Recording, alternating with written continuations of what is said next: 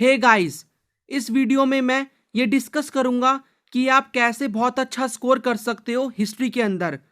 आपकी क्या स्ट्रैटेजी होनी चाहिए बोर्ड एग्जाम्स को लेकर हिस्ट्री के अंदर। और उसके साथ साथ काफ़ी सारे डाउट्स होते हैं स्टूडेंट्स को, जैसे कि क्या हमें एनसीईआरटी बुक को पढ़ना चाहिए या फिर नहीं, या फिर जो हमारे पास नोट्स होते हैं, जो मैं आपको नोट्स प्रोवाइड करता हूं या फिर आपको कहीं और से मिल जाते हैं, उनसे हमारा काम हो जाएगा। उसके साथ साथ हमें क्या कोई रेफरेंस बुक को बाय करना चाहिए फॉर एक्सटर्नल हेल्प, करना चाहिए तो वो कौन सी बुक होगी। और उसके साथ साथ मैं आपको बताऊंगा कि प्रैक्टिकल्स को लेके आपका क्या अप्रोच होना चाहिए। आपने देखा होगा चैप्टर के लास्ट में टाइमलाइन होती है, काफ़ी सारी डेट्स होती हैं उसके अंदर। मैं आपको ये बताऊंगा कि आपको कौन सी डेट्स को याद रखना है, क्या आपको सभी डेट्स को याद रखना है, ठीक है।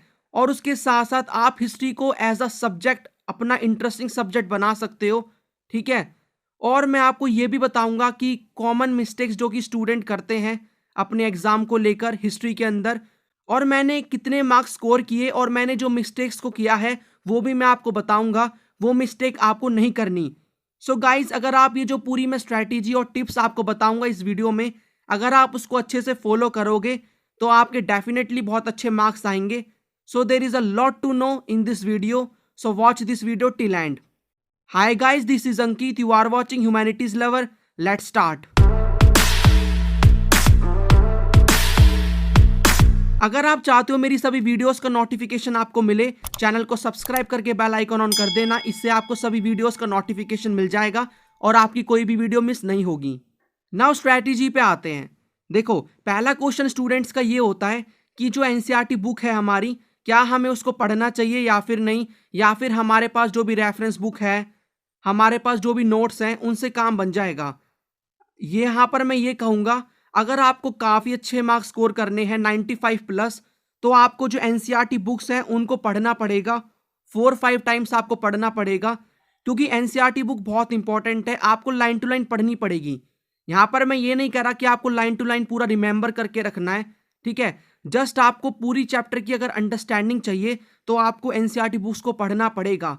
नोट्स जो मैं आपको प्रोवाइड करता हूँ या फिर आपको कहीं और से मिलते हैं, वो नोट्स आपके रिवीजन के लिए हैं, तो आप उसको रिवीजन के लिए रखो, ठीक है। और आपको जो एनसीईआरटी बुक है उसको अच्छे से पढ़ना है, लाइन टू लाइन पढ़नी है, अच्छे से समझने की कोशिश करनी है। और उसके साथ साथ जो बॉक्सेस होते हैं वो भी आपको पढ़ने हैं, क्योंकि उनसे सोर्स बेस्ड क्वेश्चंस आते हैं। काफ़ी स्टूडेंट्स उनको क्या कर देते हैं, स्किप कर देते हैं। मैंने भी किया था। I score 96 marks in history, ठीक है। जो मेरे 4 मार्क्स कटे थे, जहाँ तक मैं समझ पाता हूँ, वो मेरे सोर्स बेस्ड क्वेश्चन में ही कटे थे, क्योंकि मैंने फोकस नहीं किया था बॉक्सेस के ऊपर, ठीक है। तो आपको सभी बॉक्सेस को अच्छे से पढ़ना है, ताकि जो भी सोर्स बेस्ड क्वेश्चन वहाँ से आएंगे आप उनको अच्छे से कर पाओ।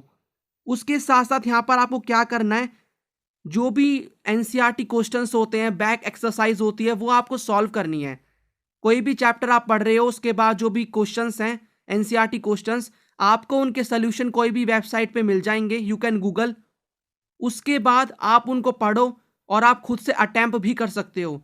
आपको लिख के प्रैक्टिस करनी है, जिससे आपको समझ में आएगा कि आपको कितना आता है, आपने कैसे चीज़ों को हैंडल किया है, पढ़ा है।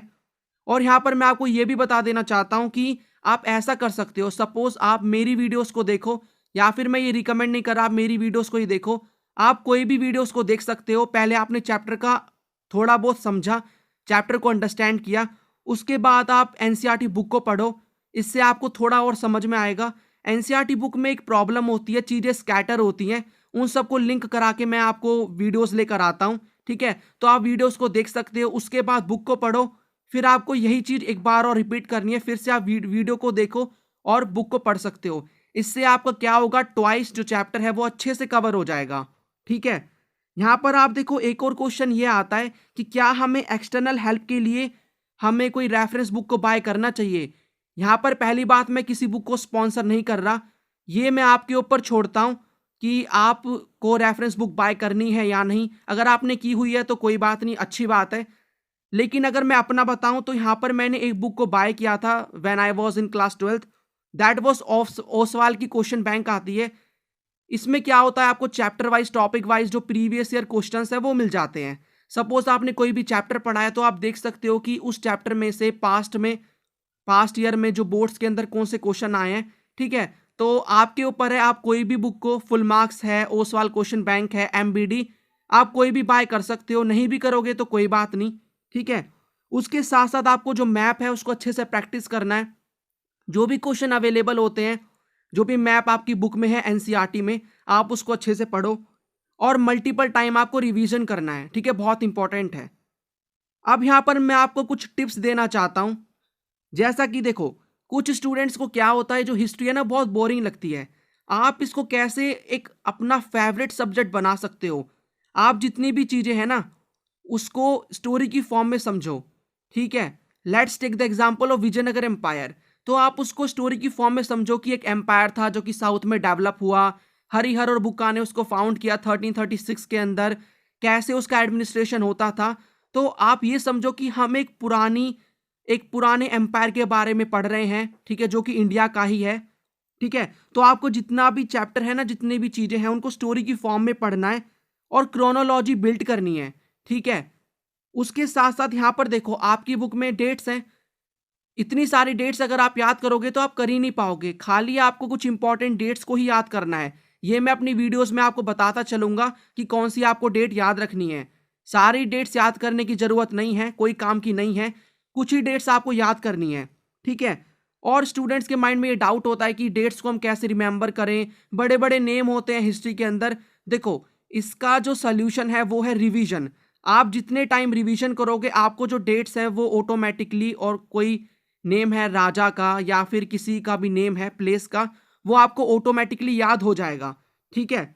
और आपको क्या करना है, जो भी आंसर्स है ना उनको पॉइंट्स में लिखना है, पैराग्राफ में मत लिखना। और अगर आप खुद के नोट्स भी बना रहे हो तो आप पैराग्राफ में मत बनाओ, पॉइंट्स में लिखो। क्योंकि एग्जामिनर जो भी होते हैं ना उनको अच्छा लगता है पॉइंट से पढ़ना, ठीक है। कोई आपका पैराग्राफ पढ़ने में इंटरेस्टेड नहीं होता, पॉइंट्स में आपको लिखने हैं सारी चीज़ों को, ओके।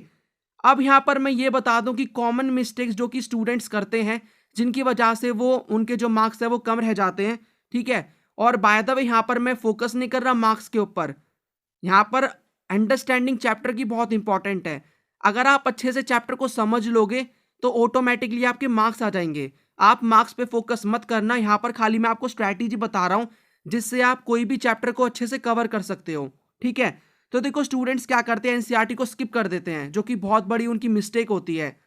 आपको एनसीईआरटी बुक को अच्छे से पढ़ना है। अगर आप अच्छे से पढ़ोगे, इंपॉर्टेंट पॉइंट्स को अंडरलाइन करोगे, तो आप 1 मार्क के क्वेश्चंस को, और भी जो क्वेश्चंस आते हैं, ठीक है, जो कि एनसीईआरटी से ही आते हैं, आप उनको अच्छे से सॉल्व कर पाओगे। उसके अंदर क्या होता है, एनसीईआरटी के अंदर कुछ टर्म्स भी होती हैं, ठीक है, उनका जो मीनिंग है वो भी 1 मार्क में पूछा जा सकता है। तो आपको वो सब भी अच्छे से पढ़ना है। और आपको क्या करना है, लर्निंग पे ज्यादा फोकस ना देते हुए अंडरस्टैंडिंग पे फोकस देना है। मगअप नहीं करना आपको कुछ भी, आपको जस्ट फोकस करना है अंडरस्टैंडिंग पे, समझने पे फोकस करना है, ठीक है। वैसा आप इतना बड़ा मगअप कर भी नहीं पाओगे, फिर आपको हिस्ट्री बोरिंग लगेगी, ठीक है। सो समझो चीज़ों को, कैसे चीज़ें होती हैं, क्या हुआ था पास्ट के अंदर, राइट। उसके साथ साथ बहुत लोग मैप को प्रैक्टिस नहीं करते, सो आपको मैप की प्रैक्टिस करनी है। कोई भी चैप्टर आपने कंप्लीट किया है, उसके बाद आप एक पॉलिटिकल मैप लेकर आओ इंडिया का, वहाँ पर जो भी प्लेसेस हैं, ठीक है, मगध है, वजी है, कुरु है, कोई भी प्लेसेस हैं, या फिर महात्मा गांधी ने जो मूवमेंट्स चलाए थे वो प्लेसेस हैं, वहाँ पर उनको आपको मार्क करना है, ठीक है। फिर को आपको क्रॉस चेक करना है। तो प्रैक्टिस करोगे मैप की, तभी आपके जो मैप के क्वेश्चन सॉल्व हो पाएंगे। और 5 मार्क आपके फ्री के होते हैं मैप में, आपको खाली डॉट लगानी है। तो आप मैप प्रैक्टिस अच्छे से करना। एक और कॉमन मिस्टेक स्टूडेंट क्या करते हैं, जो बॉक्सेस हैं उनको स्किप कर देते हैं, जो कि मैंने भी किया था। मैंने सभी बॉक्सेस को स्किप नहीं किया, बट कुछ बॉक्सेस को स्किप कर दिया था जिनसे डायरेक्टली क्वेश्चन आए थे। तो आपको ऐसा नहीं करना। इन सभी के ऊपर मैं वीडियो लेकर आऊँगा, एक्सप्लेनेशन चैप्टर की, सोर्स बेस्ड क्वेश्चन, ठीक है। और आपको आंसर पैराग्राफ में नहीं, पॉइंट में लिखने हैं, ठीक है। अब आपको जैसा कि 8 मार्क के क्वेश्चन आते हैं आपके एग्जाम में, तो 8 मार्क के क्वेश्चन कैसे अटेम्प्ट करें, पॉइंट्स में लिखना है, पहले क्या लिखना है, पूरा आपका कंटेंट और फॉर्मेट क्या होगा, उसके ऊपर मैं एक डेडिकेटेड वीडियो अपलोड कर चुका हूं। आप चेक कर लेना, लिंक डिस्क्रिप्शन में प्रोवाइड कर दूंगा। वहां पर मैंने उस वीडियो की डिस्क्रिप्शन में एक डेमो आंसर भी प्रोवाइड किया है।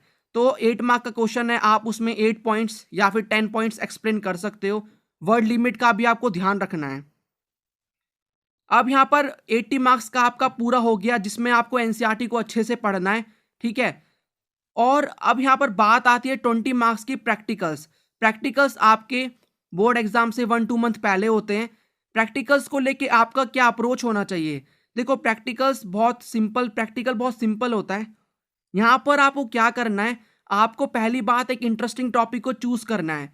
सपोज आपने एक टॉपिक को चूज किया है, वो है भक्ति मूवमेंट, भक्ति एंड सूफी मूवमेंट, ठीक है। अब यहाँ पर आपका ये फेवरेट टॉपिक है।